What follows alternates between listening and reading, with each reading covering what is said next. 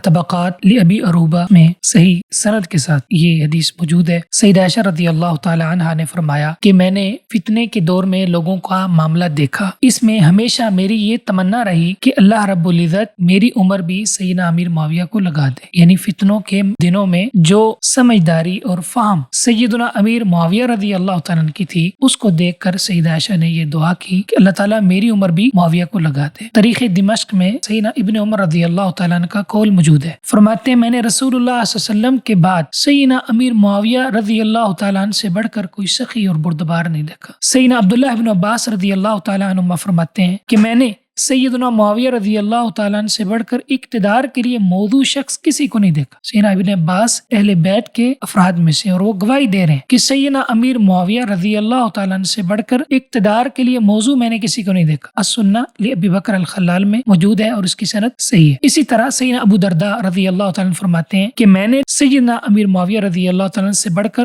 رسول اللہ صلی اللہ علیہ وسلم کے مشابہ نماز پڑھنے والا کسی کو نہیں دیکھا۔ یعنی سب سے زیادہ سیدنا امیر معاویہ کی نماز رسول اللہ صلی اللہ علیہ وسلم کے مشابہ تھی۔ یہ معجم الصحابہ میں صحیح سند کے ساتھ موجود ہے۔ سیدنا سعد بن وقاص رضی اللہ تعالیٰ فرماتے ہیں کہ میں نے سیدنا عثمان رضی اللہ تعالیٰ کے بعد سیدنا امیر معاویہ سے بڑھ کر حق کے مطابق فیصلہ کرنے والا کوئی نہیں دیکھا۔ اللہ تعالیٰ ہمیں صحابہ اکرام سے محبت کرنے کی توفیق عطا فرمائے۔